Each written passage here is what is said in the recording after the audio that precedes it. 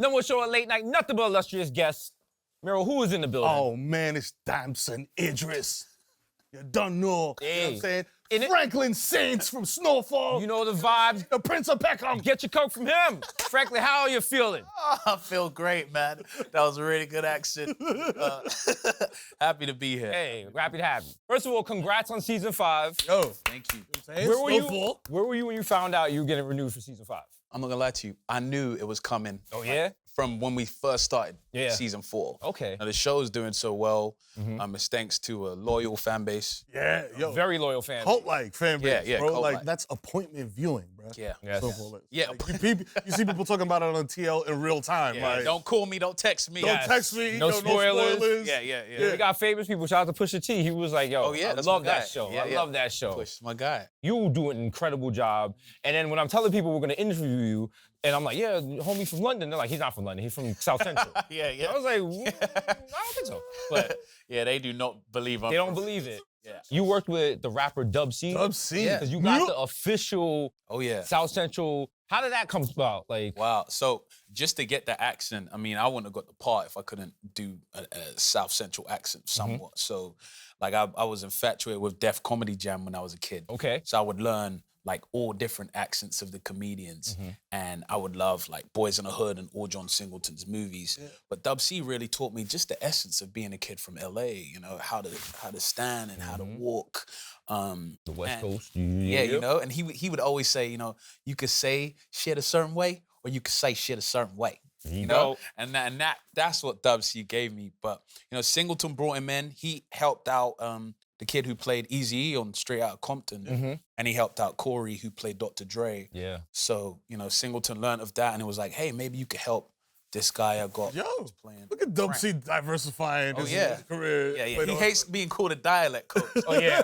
He hates that. He's They like, want nah, to call You- me a you- dialect You coach. lose a little gangster in the hood with that. Yeah. Okay, that's not a respectable occupation. He's losing his street cred with that. Oh, man. What was it like working with John Singleton? Word, R.I.P. to the God. You know, Yeah, one man. of our R.I.P. best. R.I.P. It was a blessing. It was Yeah. a dream come true. Talk about knowledge, you know, and being plunged into the deep end of Hollywood at such a young age. I think Boys in the Hood came out when I was born, maybe, and he was. Yeah, me too. Yeah. Yeah. He was You know, us babies. You still look young, man. You still look black. Don't Touch crack. me up. Hey. So Singleton, the greatest thing about working with him was he was so like he was all about empowering people. Right? He was all about putting you in a position where you could shine. Yeah. It's like I remember the first time he took me to a Vanity Fair party at the Oscars, right? Yeah. Now, it's the notorious carpet, it's like DiCaprio, all these people coming, camera people are like, shh, oh my God, Leo! To your left. They see me, they're like, Click. We've been there. They're like you know- Idris Elba, Samson Idris Elba. Damson Idris. so then I get on the carpet, Singleton comes out, he's like, whoa! That's the lead of my show. Yep. Take his picture. This is go. Damson Idris. He's the lead of Snowfall. Out in July. Da-da-da-da-da. I was like, yeah, take the That's picture. right. There you go. Tell him, John. That's how you Let do him it. know, Wear John. the suit for no Also, shout out to Showtime PR. Y'all have done that for me a couple of times. I appreciate it. So, But that's what he was, you know. He Yeah. was a pioneer, innovator, and his main focus was about pushing us forward. And that's what my main focus is now, too. And being a kid in the UK, growing up watching these movies, was that like, yo, this is America for you, or was it like? Oh, yeah. Yeah, because prior to watching Singleton's movies, I thought America was Brad Pitt. I thought it was just a bunch of Brad Pitts with blonde hair walking around. just like, everybody over there good looking. Mavericks and Gooses. Like, A bunch of Brad Pitts and Johnny Depp. yeah.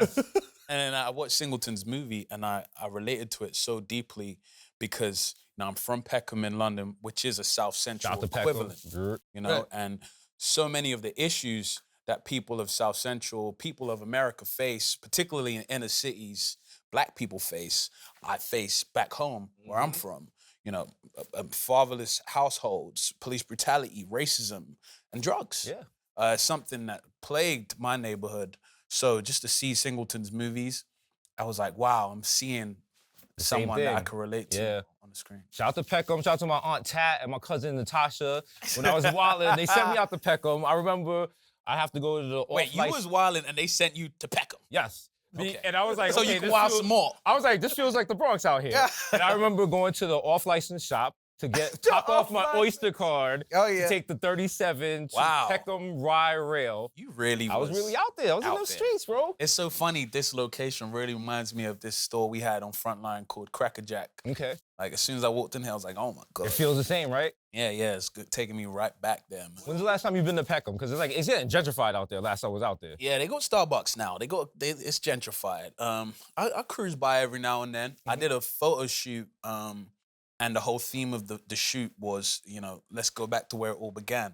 So I took this big photo crew, and we went back to my block, Dursley Estate, and we took these amazing photos. And it was nostalgic, but it was emotional because people were looking out their windows like, yo, Damson Idris. And I'm like, man, like I was on this very same block, and look what God did for me. You came up. It really is possible. Yeah, so you got your start on stage, doing plays, theater, drama. What do you prefer? Do you prefer to, have several takes? That pressure of being on stage, that instant gratification from the crowd? I'm a theater What's your guy, flavor? man. Theater, definitely the theater. The first time I received my first laugh on stage, that's when I knew I was gonna do this forever.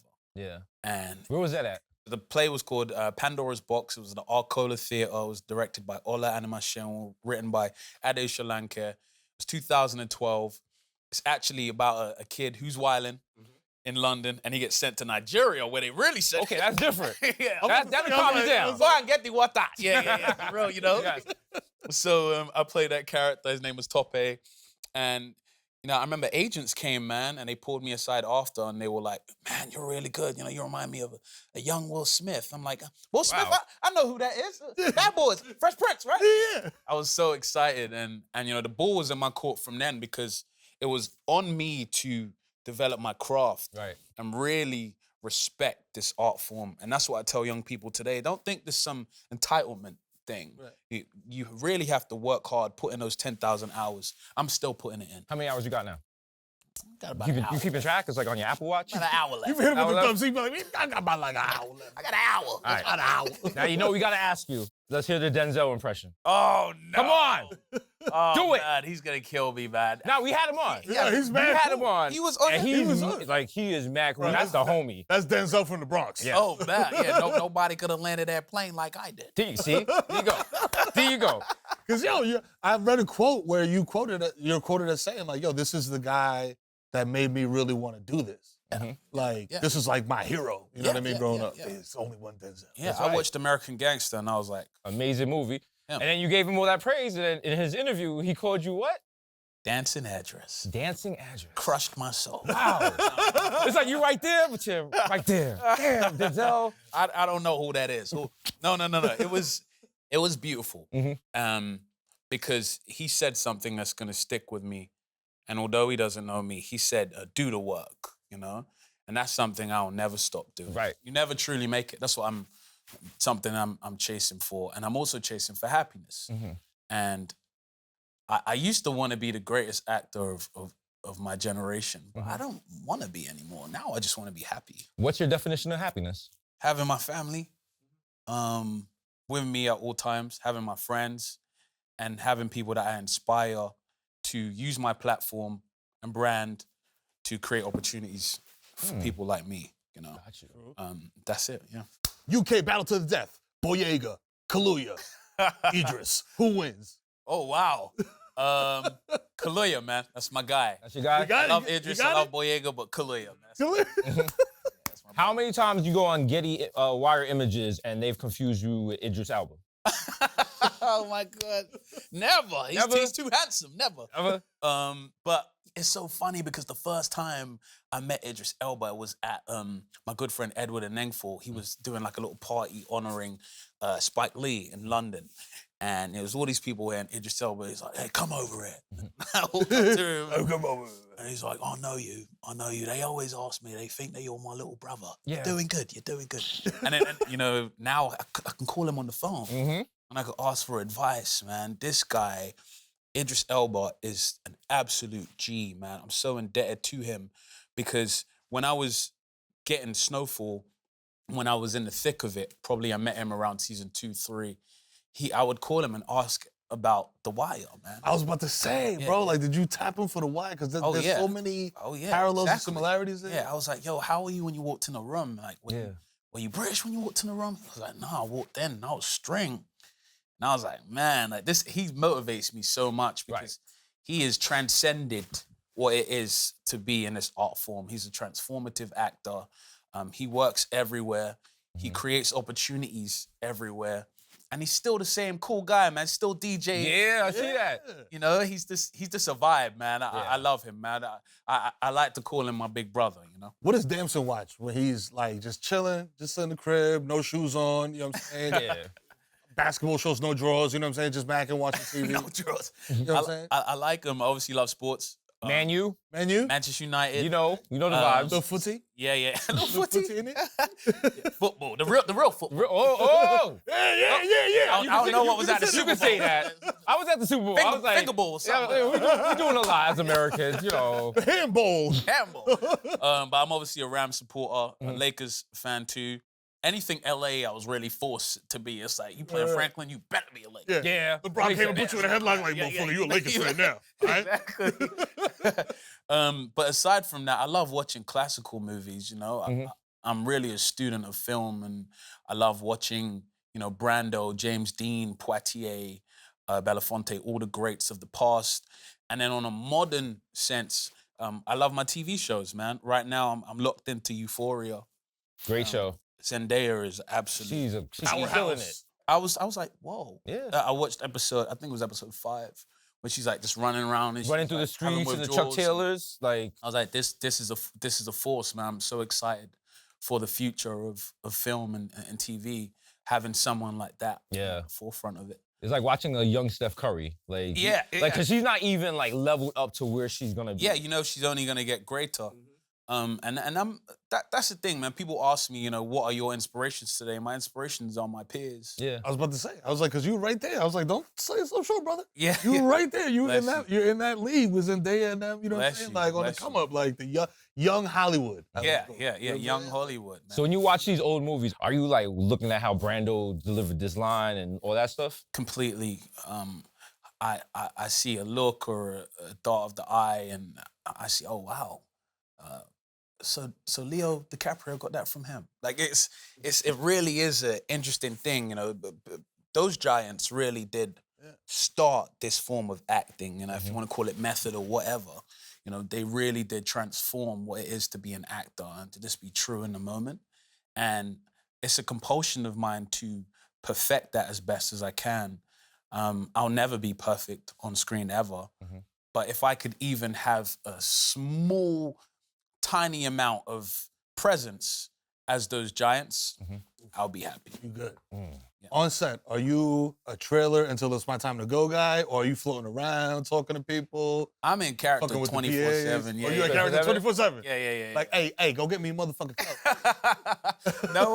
No one on the show knew I was British. Like, for the whole first season, no one knew. And then at the end, I gave a speech to thank everyone. So like, holy you fucked them up. It was like, whoa. I was like, man, I appreciate everyone for, you know, such a hard season. You worked, so everyone was like, the fuck? All the PAs was like, that's why he always wanted beans. Like, I get it. That's why he wanted peppermint. Wow, I get it. He kept asking for pick and mix. We don't know what that is. What is custard creams? What's a biscuit? British food is derided a lot in popular culture. Yeah, you guys hate that food. What is one thing that you will cape for? Oh, that man. Is British food. I'm riding out for biscuits, man. And biscuits? you guys call biscuits like, you know, the cookies? biscuit, you dip it in the honey or right. Popeyes. But our biscuits is what you guys call cookies. Digestive biscuits. But we have cookies, which is like a, I don't know, chocolate chip, a raisin, whatever. But biscuits, you know, custard creams, digestives, rice. Oh, I'm getting all nice now. Like all of those amazing. I have to beg family members to bring it over or Amazon it. You know, you guys don't have it. Also, I don't think you guys have custard. I have cake and custard. Do you know what our custard is different than what y'all talking about. Custard is so important to a cake. It's like this yellow type of syrup. Say you're having a carrot cake or whatever. Throw some custard on it, warm up the custard, and it transforms the dessert. I'm in Ralph's, Whole Foods, wherever. There's no custard. I'm like, what's going on? I'm missing that. You don't have no Savoy. That's a problem. You don't have a lot of Caribbean restaurants in LA. That's a problem. LA, yes. You don't have no Nigerian restaurants. You don't want a Nigerian or Caribbean restaurant in LA. In LA. You don't want it. No, we jamming's good though. Listen, because like you might get like tofu oxtail. And now your ancestors looking at you, they sucking their teeth from heaven. You don't want that. You're in New York now, go to the Bronx. You want some good Nigerian food. You guys have great food. You guys have great food. What's your favorite Nigerian restaurant in Peckham? That's a great question. You fuck with 805? You really know your stuff. Come on, bro. I'm proud of you. We out here. Wow, you know 805? We running these streets out here. Oh my God, what you get when you go 805? You get jollof rice? It's been a minute.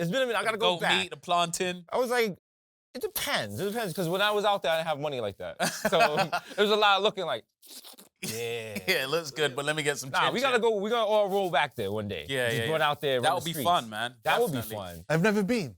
He's never been. Never been. He's never been. So you gotta show him around. You do the whole thing. I just be throwing shit out there. The pick and mix. I just figured that shit out. Cause they were telling me that y'all doing pick and mix during COVID. That's wild. And I'm just like, what is that? We could go Google it. We could go to London. We could go to Buckingham Palace and be like, wow, this was not worth it. Oh no, you need to go to some real places. Real places. I say that to my American friends all the time because Brixton, Peckham. Yes, the McDonald's in Brixton. Yeah, go to always East a good time. Go to East London because the thing about traveling is the cure to all ignorance, is what I always say. And my American friends, when they first met me, they was like, chip, chip, perio. I'm like, yo, we don't I know don't shit. talk like that. I don't live near the Queen. I do Listen, love as peppermint tea. We think the leader of England is Peppa Pig. Exactly. Like, come on, we don't know nothing. You have no idea. So it's like when you guys travel to the UK, particularly London, you stay in really nice areas, affluent areas. You're like, yo, where are all the brothers at? The brothers are you gotta go in where the I'm hood. from, and we're really, really cultured in that sense. From the Caribbean to African to American, our history that we learn in school is American history. I don't know no Black Brits from back in the day. I grew up learning about Martin Luther King and Malcolm X. So we're a lot more similar than we think, and I think the mixing and traveling is what's gonna bring. That's what lets closer. people see. I think it's I think it's semantics too, because it's like when you hear a council of state. You think of something very nice, some proper. Exactly. You know what I mean? But you hear projects. This is an experiment.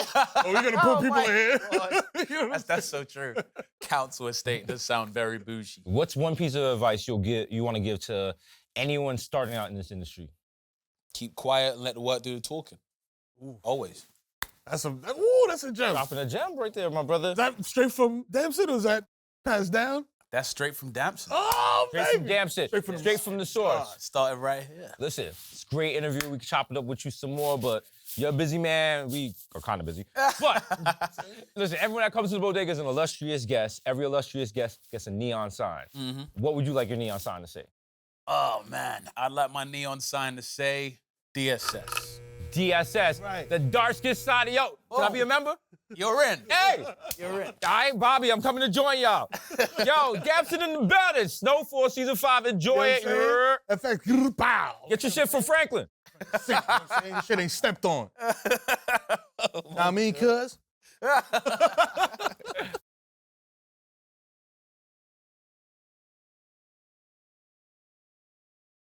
Yo, welcome to the official DESUS MERO YouTube channel. Like, comment, and subscribe to see some dope content that you can only get here. Sit back, you know what I'm saying? Watch a video or 2 or 3 or 5, you know what I'm saying? Whatever you want to do. You can take your pants on or off.